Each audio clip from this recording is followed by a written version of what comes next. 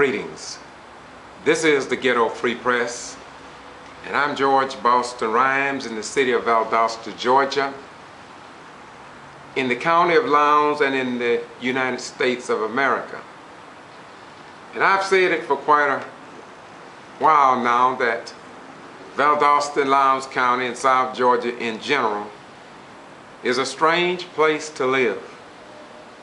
Let me get to the point that soon the autopsy concerning the death of Kendrick Johnson, a 17-year-old black student at Lowndes County High School, under the superintendentship of Wes Taylor, has perhaps changed Valdosta forever. The results of the second autopsy will be released soon, I'm told. If that autopsy report comes back showing that something was not in compliance with Georgia law, perhaps it could change Valdosta forever. Just maybe the people here in Valdosta will be able to, number one, find out why Valdosta and Lowndes County are leading the state of Georgia in jail deaths from 94 to 2009, and from 2009 to 2013. No one knows how many deaths have occurred. We can only estimate 60, 70, or 100. We can then maybe ask the question why the Honorable Judge Hugh Lawson ruled in June of 1997 in his civil action number 89-54-Val, wherein he highlighted 60 to 105 violations. Yet, the general public was never informed of who, if anybody, ever complied with that court order. And then when we, the civil rights community, asked the judge who complied with this order, then he failed to respond to us. District Attorney David Miller, the Sheriff's Department, and all governmental agencies refused to tell us, yes, when we requested this information from the Honorable David Miller in terms of why Valdosta and Lowndes County was leading the state of Georgia, we received no reply. And so now I want to just ask a question before this autopsy gets back, and more so if it comes back and if something was wrong. If something was wrong after Georgia professionals looked at the body of Kendrick Johnson, if the report comes back and there was no homicide, no foul play, we could understand that, I guess, but we also have the history of Valdosta and Lowndes County. But then if it does come back, and then there are a lot of questions that need to be asked, such as how many other coroners may have been left out of the loop in the other 30, 60, or 100 deaths in the Lowndes County Jail. Who will investigate those deaths? Do we have to exhume the bodies to prove to the community, the state, nation, and world that we are a county of laws? You know, it's something strange in our world that the first document that I have before me was a document that was filed back in 88, 89, when Dorothea Patterson filed a suit against the county, the sheriff's department, for jail deaths, for inhumane conditions, etc., etc. And this is what Judge Hugh Lawson ruled on. And Dorothea Patterson was the lead plaintiff. They won. And from 89 to 97, that case was pending. But yet, the inhumane conditions and all 105 violations, some of them were never complied with, never published in the local newspaper, who ensured that that document was worth the paper that that court order was written on.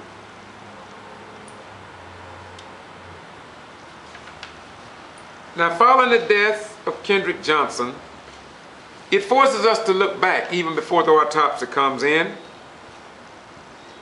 An individual talked about our jail deaths March the 8th, 2010.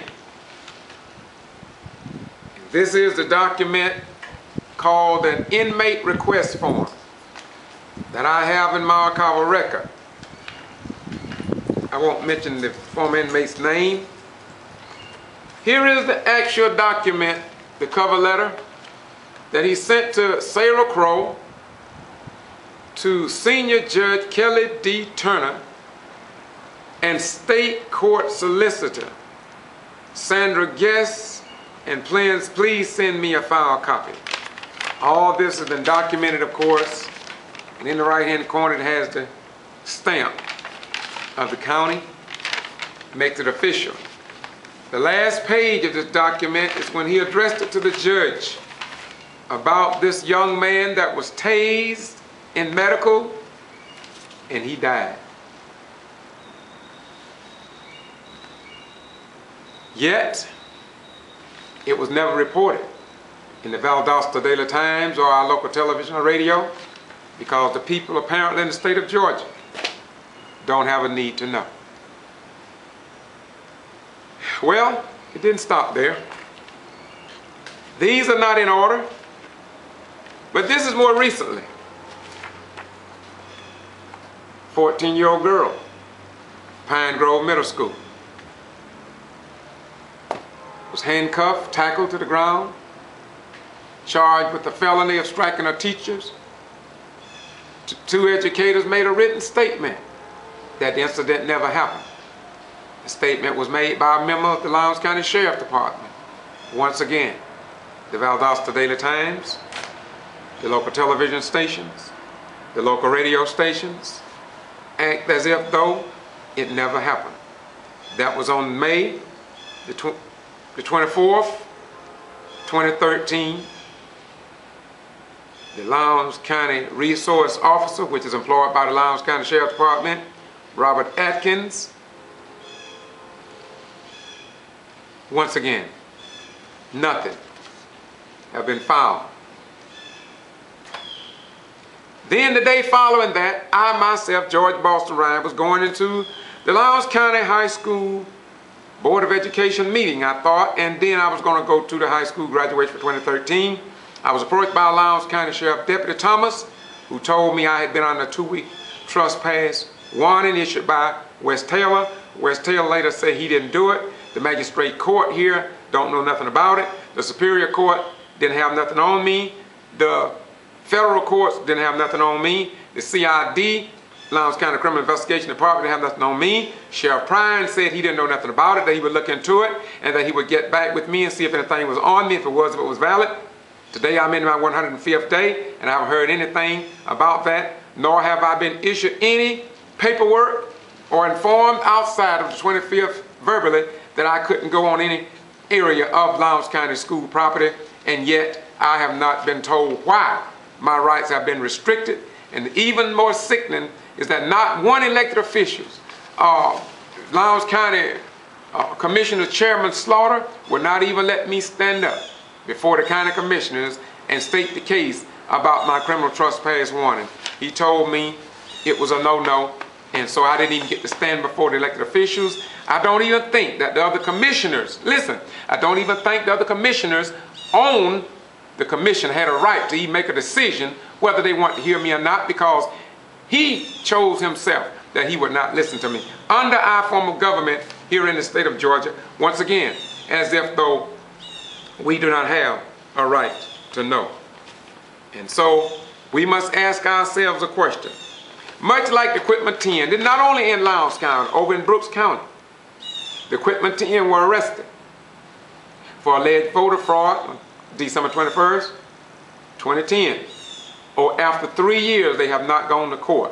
This too was done by the Southern Judiciary under David Miller, I think, and the Assistant DA, Brad Shealy, and they arrested these outstanding citizens. Most outstanding citizens in Brooks County, Dr. Denner, a PhD. Most of the people that were arrested for alleged voter fraud was educators and other professional peoples. It seemed as if though it was indeed a political decision by a fight between the Democrats and Republican parties. Now, you don't have to take my word for it, but you can take this. I was called to a meeting over in Brooks County on July the 17th.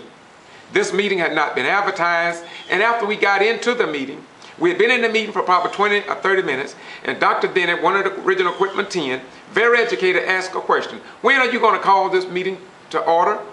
Where and when was it publicized to the general public? Why were there no secretary recording the minutes for that meeting? Why was the agenda never approved? Basic things that an elected official should know in the state of Georgia. But nothing from that meeting, for the most part, was published to the people here in South Georgia. So once again, Georgia seems to be, as I've been saying for over a decade, that 2 decades, that Georgia seemed to be a state wherein they create their own laws and they do as they please.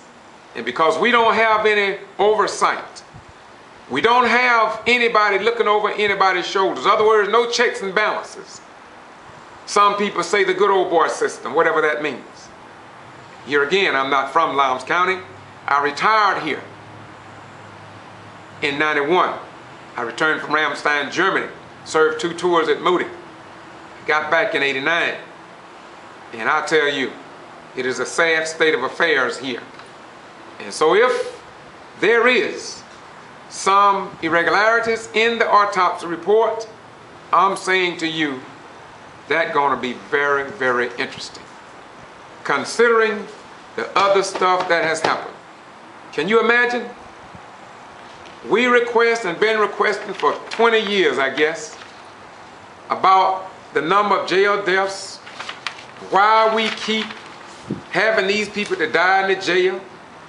31 from 94 to 2009, and then after that they just stopped telling us. It seems as if though the South Georgia news media has a special interest in keeping the general public ignorant about what goes on in this community. Did you not know that before I retired, I started keeping records about what would be ignored and what was being ignored here in Valdosta? And so it should come as no shock that the Johnson family, Kenneth and Jacqueline, would not trust the member of law enforcement when it came down to their son, saying that he fell into a mat. Once again, I don't know what the autopsy will reveal, but I understand why they would have questions.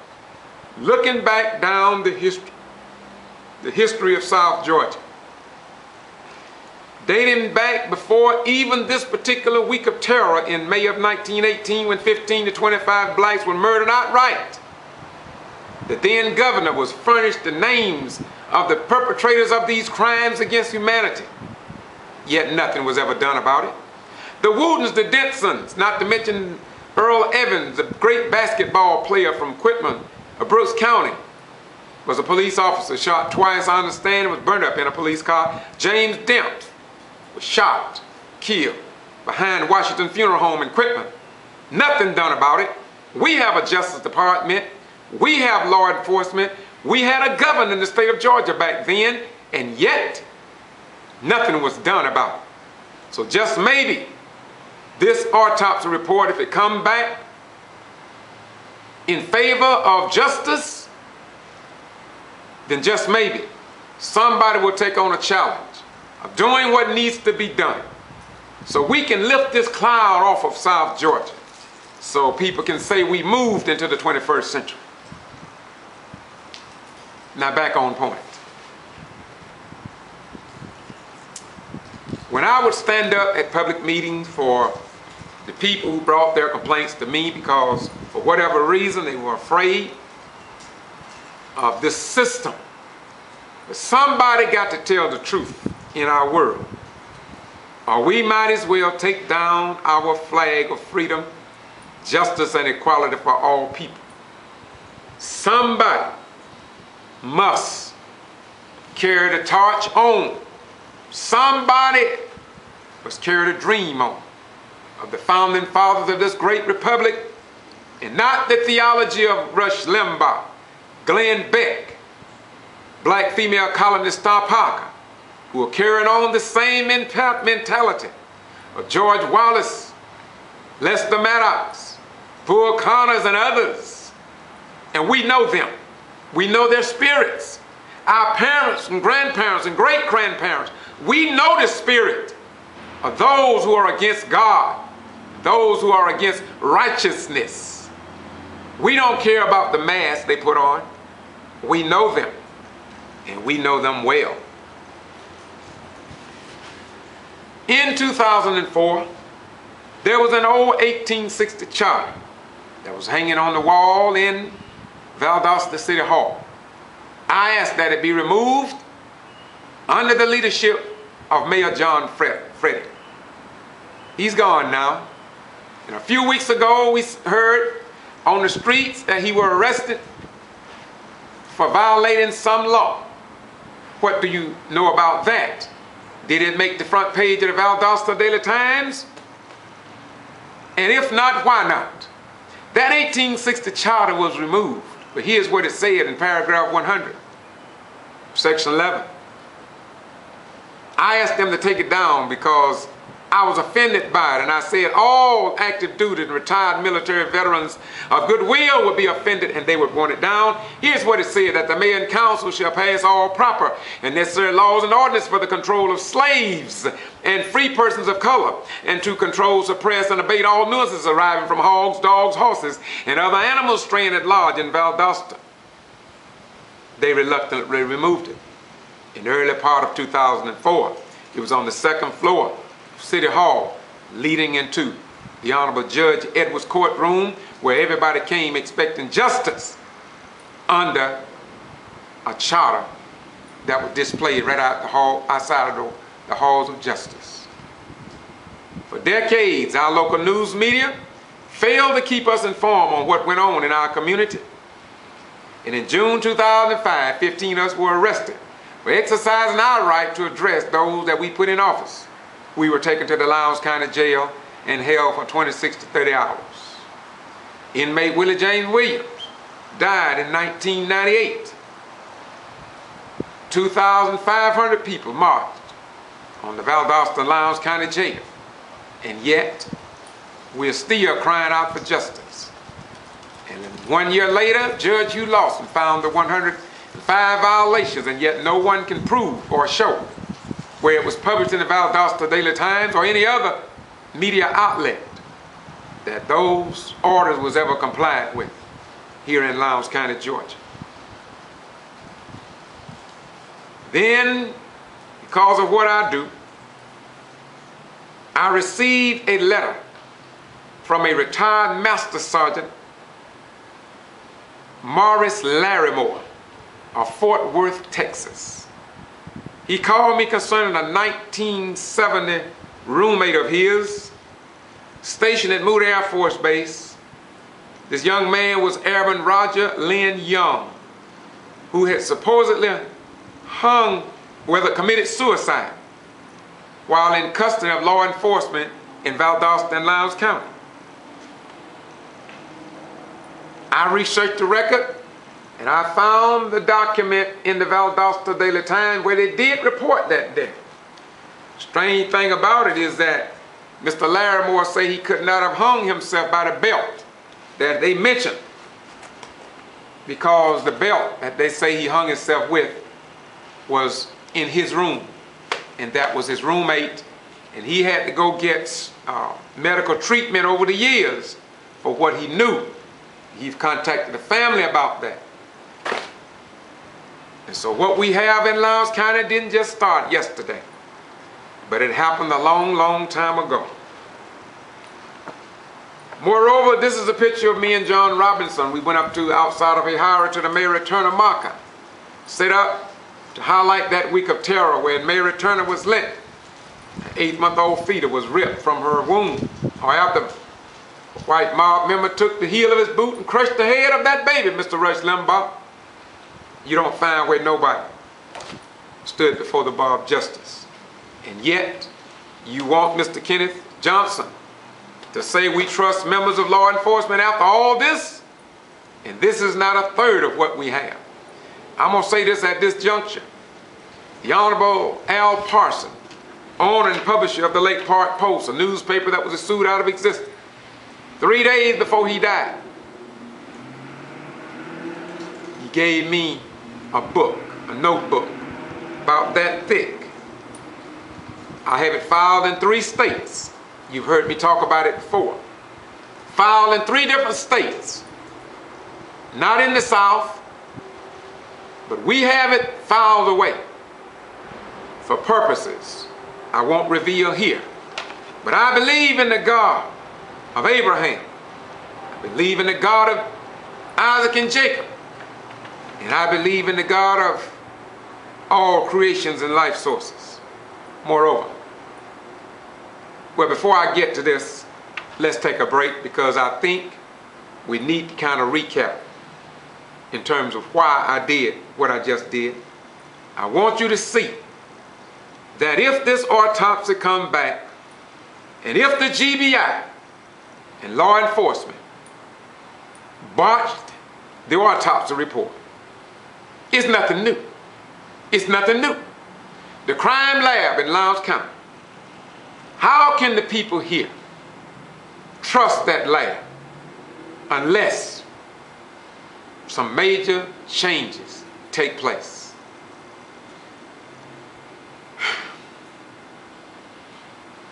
When you go to some of the businesses in downtown Valdosta and you look around and you see how many blacks are employed. Go to the city annex. Look at the number of blacks in management positions. Go to your banks, to the banks. And Al Parsons said this on a video called The Chorus of Fear. He asked, or someone asked him about race relations, and he said until they start hiring blacks in the higher echelon of management in this city and county, very little will change until that takes place. On The Chorus of Fear, you will see professors from Valdosta State University and others, or Reverend George Bennett, talks about the racial divide. Nobody wants to talk about it here in Valdosta, because according to the Chorus of Fear video put together by Professor Matthew Richards and others, the NAACP, the SCLC, other civil and human and women's rights organizations, they said that is a chorus of fear, and that the people in Valdosta are afraid of those who are in power carrying on the ways of the ancient while excluding the majority and giving special treatment in the school systems and in other areas of the business and arena of the Section 3 of federal funds, paving of roads, etc., etc. We'll get to that in a minute. But we want you to know the truth, because Jesus said, and ye shall know the truth, and that the truth shall set and make you free. We quote it because I believe that with everything that is within me. Listen, please.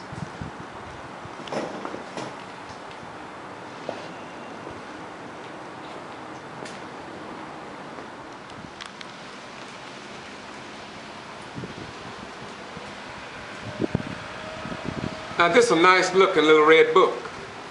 It looks real red, and it should be a good little book. This book is called the Georgia Sunshine Laws, a Citizen's Guide to Open Government. Georgia First Amendment Foundation, Office of the Attorney General of the state of Georgia. That's what it says.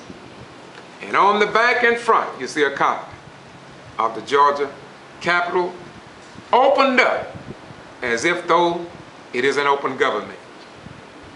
If Georgia, if Lowndes County, if Valdosta have an open government, then why is it that at the South Georgia Regional Library there was a 4 by 8 foot square where all news reporters in South Georgia and concerned citizens had to get into to record that public meeting?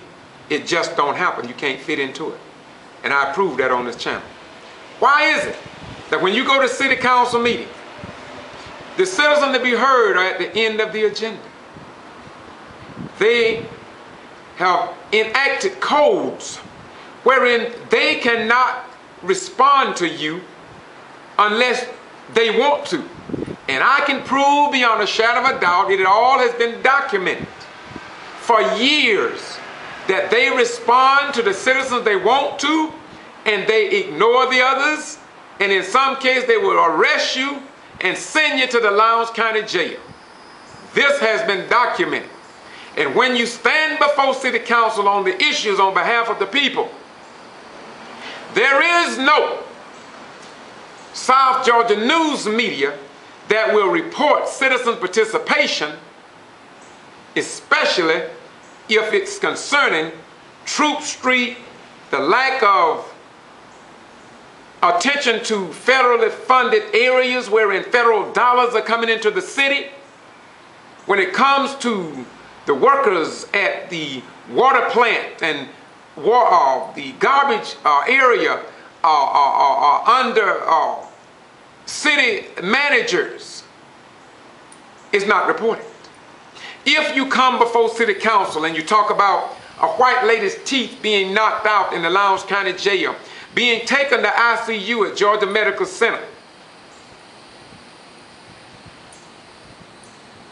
and a mother not know where her daughter is. So she called me and I go with her. Her daughter had been from 4 to 5 days in ICU and she didn't know where her daughter was. Not a single person, not a single elected official showed any real concern about that white lady. Bruises down her legs, teeth knocked out. But that's what happens here. Nobody want to talk about it. And so we must ask a question today. Did all of this that I have brought up over these many years contribute to me being restricted from the Lowndes County High School and Lowndes County school system after the death of Kenneth Johnson? Because just maybe they thought that I was going to report what they didn't have control over me when they may have control over the news media. And so they thought maybe that something would get out that they didn't want to get out. That's just a question that people have been asking me, and now I'm asking you. All of us can't go to sleep at the wheel and expect for our children to remain in a free, democratic society here in the United States of America, and especially here in South Georgia. Yet, Georgia Attorney General, they tell us that we are a state of laws and that this pamphlet means something. But if the meeting over in Brooks County was an open meeting, then we wrote the Secretary of State, Brian P. Kemp, gave him documented proof that something was seriously wrong, and it wasn't the equipment 10+2, it was the whole Board of Elections. Yet until this day, I'm getting calls from the people in Brooks County saying, what did Secretary of State, what did his investigator do following these meetings to try to correct the voting problems in Brooks County? Nothing has been done. Because I said earlier, it seems as if though the state of Georgia, operate by their own set of laws. And I believe that it is sad as well as sickening. And somebody got to say it. This is not a black or white thing. This is a right thing. Both blacks and whites served with me when I was in the armed forces. It didn't matter about skin color. Christian, Muslim, Jew, Hindu or you, we all fought together. We was not concerned about black and white pigmentation of wood and skin. We just wanted to live and survive against the enemies that had done nothing to us, but somebody told us to go, and so we went. Now we get back. We hear people criticize the executive commander-in-chief of our armed forces like we've never seen in the history of this nation. Maybe because he's a black man, maybe because some say he half and half. They say he's not a black man. Well, I'm here to tell you he is a black man. In the white man laws, they said that if you had 1 ounce of black blood in you, you were black. Don't change the law now, brothers and sisters. Just keep it the way you wrote it. Although the Constitution and other laws were not written for the black man, God so ordained it that it would become applicable not only to the black man, but to the white woman as well. Here I have in my hand letters that were sent to me. And there's just a few of them. I've stood before City Council several times and read from some of them. There's just a few I brought with me dating back 1996, 98, about what's going on in the jail. But Judge Hugh Lawson didn't seem to care that much about it, yet he's still on the bench, I believe. So somewhere we got to ask a question. What kind of state is this? And if we cannot trust those who wear their uniform, then we can understand why our young people are joining the Crips and the Bloods and other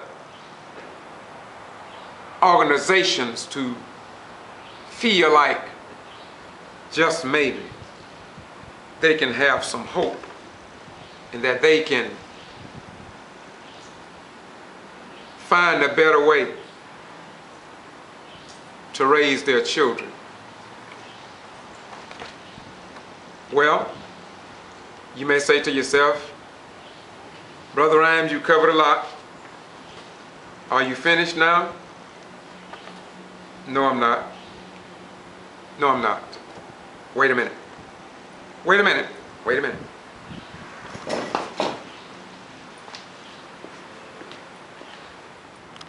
Let me talk about why it's so important that we ensure that some level of documentation be maintained for coming generations outside of what those who control the newspapers, television, and radio wants to be published to the general public. I have before me, and I was intending to bring in another copy, but this is a map. And it is a map of the Mediterranean Sea, and it's a map of Palestine and Transjordan. This was from a book in 1938 that I have because I go into the deep mysteries and the hidden aspects of information so I can get the truth before it was altered and hidden and controlled and suppressed. And then I have another copy just like this I don't have with me, and I took it out of the King James Version of the Bible with a date on it of 1998. And on that map, wherein on here, where you see Palestine, it had Israel. Israel was written all across this. So I'm going to say to you, why the major changes from the ancient? Who changed maps and boundaries and territories? To you, you go to church. You dip, you duplicate, you imitate, and you placate the God that my grandmother told me about. But we don't do what he say do. For God said, do not remove the old landmarks. We need them. And so when our South Georgia news media failed to publish our story, then our children and coming generations will not know what took place. Now, I went before the Valdosta City School Board of Education. The Honorable Reverend Floyd Rose read all of this off about superintendent is white, assistant superintendent is white, finance and operations is white, the circular director is white. And he went all down this list. I'm not going to read it. I got it here. I'm not going to read it.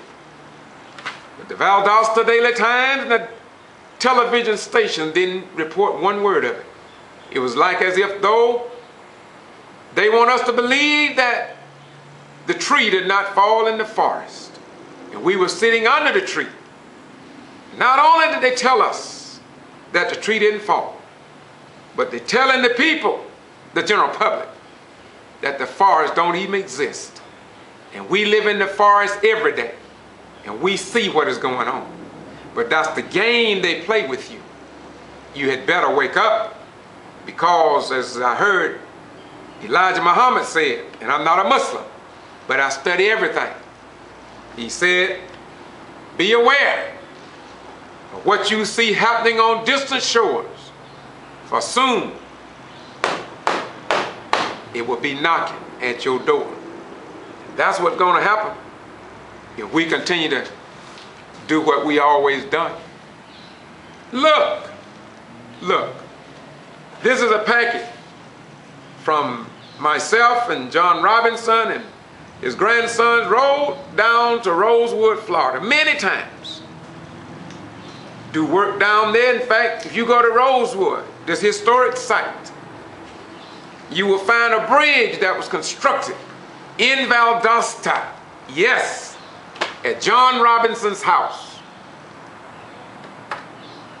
But you don't know nothing about it. You don't know nothing about it. We've been down there many times to assist investors down in Rosewood. If I or Mr. Robinson or his grandchildren had violated some law, robbed some convenience stores, we would be posted all over the South Georgia news media outlets. But we did a good deed and continue to do it. Supposed to go back in a few months, hopefully. But you won't know nothing about it, because that's not news to those in power.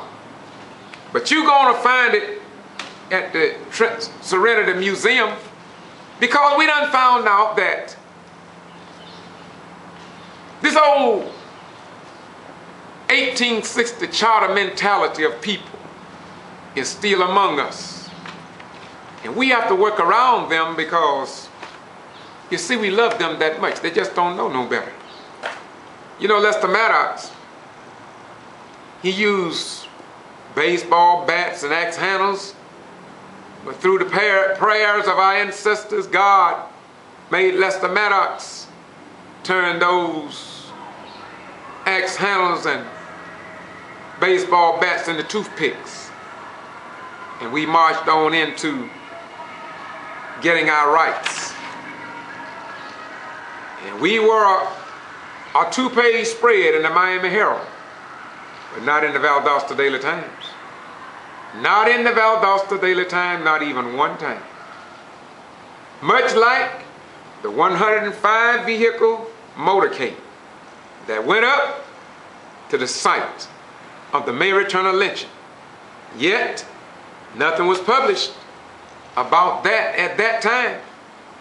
It was as if though It was as if though it is of no value. How sad. Many people come to me. This young man here went to a salvage yard, had his car getting some parts, and they had a picture of Barack Obama, President Barack Obama, and darts and bullet holes on it. Well, I won't get into that. I'm going to leave that alone. Let it be as it may.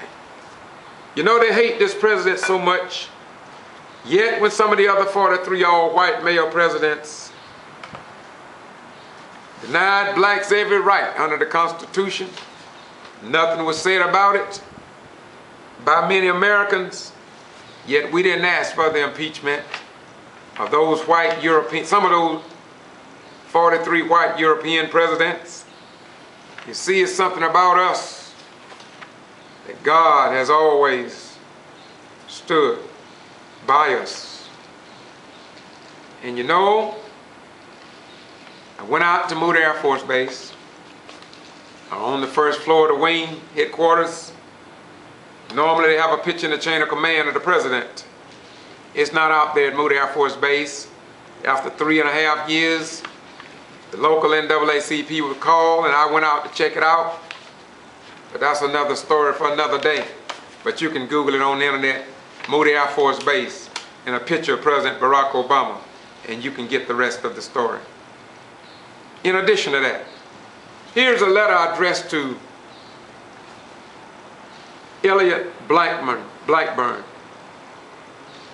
the attorney at law for the Lowndes County Sheriff's Department. I requested that they send me a copy of the jail deaths, and he said that he was not, said that the sheriff is a constitutional person and that he was not under the Open Records Act. I called Atlanta, they say that was not true. Because of the person that I am, I didn't mess with it, I let it win. Because I know that sooner or later, truth will come to Valdosta, Lowndes County, and the state of Georgia. I may not be here, maybe another 150 years, but eventually the God of my ancestors will ensure that truth and justice will come to South Georgia. We also found that there were no picture in the post office on Perimeter Road. Once again, employees out there contacted me and wanted me to address it. I brought it up and it was discussed, and I wrote a letter to the United States Attorney General's office. They told me that they would send a letter to Macon, and they did. They ended up quoting a law that no political figures are permitted in any post office wherein the federal government did not own the property. A lot of people need to know that, because a lot of people look, they see a picture, a little small picture in the post office downtown, but they don't see one at all on Perimeter Road. So the law is what it is. All we can do is stay on top of it. And once this president leaves office, just make sure that we are doing what God said, and that is, He has no respect of persons. Once again, this is an open records request I sent to the sheriff on behalf of the people, trying to find out why we have so many deaths in the Lowndes County Jail. Justice Department are aware, Georgia Attorney General aware, the governor of the state of Georgia is fully aware, but nobody seems to care about what goes on here in Valdosta and Lowndes County, Georgia. And so we can understand maybe a little better now why the Kendrick Johnson family did not trust members of law enforcement following the death of Willie James Williams, and no justice was received. Avery Woods crying out for justice, crying out for help in his very life on the video, A Chorus of Fear. Another letter where I helped an individual here in Valdosta in Lowndes County. This is a letter here about Section 3. All the work John Robertson and myself have done to try to ensure that the low economically oppressed people who are committing the crime because they are not employed, because their parents and relatives don't own the businesses downtown, they are qualified, some of them are not qualified. But if black people spend their monies at Miller Hardware and other hardware stores as a good faith gesture, they should show their fellow Americans that if we can fight side by side on the battlefield and die for this country, that we should enjoy some of the monies and the benefits, the financial, economic power of this beloved republic. If a war break out, blacks, beyond question, will rush to the aid of any president that is in office, whether he's a Democrat, Republican, Christian, Muslim, Jew, atheist, or other. We will be there because God have made us a humble people. And I'm asking you all to listen. I'm going to put it up in a few days, the entire speech that, or letter rather, that Dr. King wrote back in 1967. I want it to be directly addressed to Valdosta City School Board member Bill Love, a white brother who called me and Reverend Rose and Lee Touchton and Mark George and some ugly names, said we would not meet with Superintendent K.Y.R.C. Of course, I proved that to be an untruth. I would not call him a lie. I would just say it was an untruth because of the fact that I had no problem with Superintendent K.Y.R.C. We walked through the black community together. We walked and questioned students and parents in the Hudson Docket, the low-income areas. Yet, the lack of information is what causes men to do some of the things that they do. And we have to have enough love, as Dr. King said, to reach over and love our brother and fellow man in spite of. So he told us about what Dr. King has said, but we're going to tell him some more things that Dr. King said that I'm sure he don't know nothing about. And then just maybe you'll have the rest of the story. Now, you've been waiting. I've been waiting patiently for the autopsy report of Kenneth Johnson, a young black man that fell into a mat reaching for his shoes, and he suffocated. And after he fell into the mat, according to what we see in the photo, after he fell into the mat, he found a way to throw his shoes behind him for all the world to see. Now, as a result of that death, I am on a 105-day restriction by the Lowndes County Sheriff Prime or by Lowndes County School Superintendent West Taylor. People are telling me that they believe that my criminal trespass warning was a result of the death of Kendrick Johnson, that they didn't want me to report. They didn't want me to go on Lowndes County property. I'm going to be a Christian. I'm going to be a good Muslim. I'm going to be a good Jew. I'm going to be a good Hindu. I'm going to be you when you're on your best behavior. And I'm going to say that's not true. I'm going to say that that's not true. But if the autopsy report comes back and it says that something was wrong with that investigation, then I think, as Paul Harvey would say, we all need to know the rest of the story.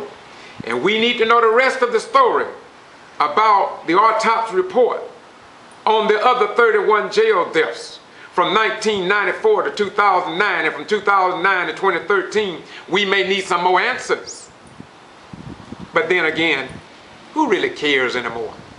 Do you hear any of our local black preachers saying anything? Do you hear any of the black, white, or other people from the Jewish synagogues saying anything? Do you hear anybody talking about justice in this nation anymore? Or have we given our world and our state up to Rush Limbaugh, Glenn Beck, black female columnist Star Parker, Nia Bork, and the rest of the reverse Christians and patriots of this dispensation? And nobody seemed to be willing to stand up for the people that are oppressed and abused and being locked up because law enforcement say it. They don't have to tell you why you receive a criminal trespass warning.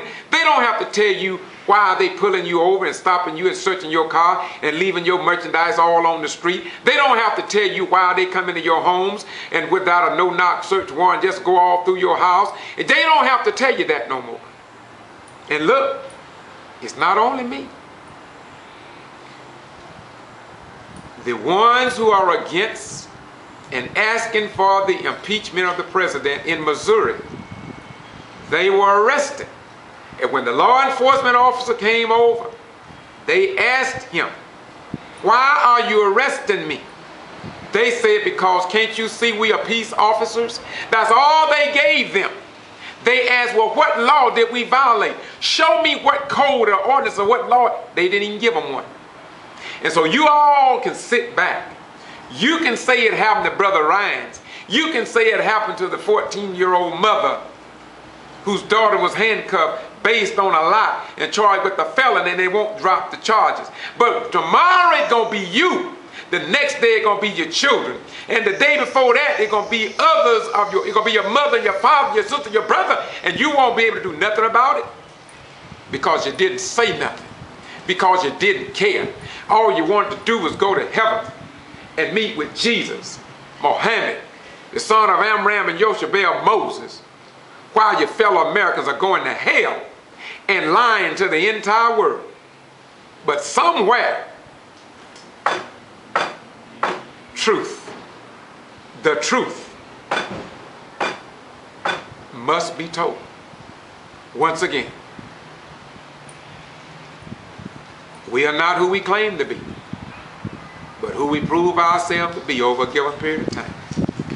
And when truth comes into the minds of those who seek truth, then all falsehood must vanish, and falsehood is forever a vanishing thing. So if your preacher cannot lead you in this struggle, then how can he lead you to heaven? No, I'm not trying to be funny. If your preacher cannot lead you in this struggle for equal rights and for standing up with the Johnson family, then how can they lead you into the hereafter?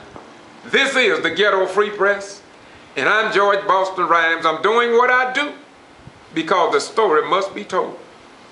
I don't go to church like you because I refuse to play with God. And God, my God, declared that he would not play with me. And since he don't play with me and I don't play with him, I'm not going to play with you. And this is why I give you nothing but the truth, because Jesus said, "And ye shall know the truth, and that the truth shall set and make you free."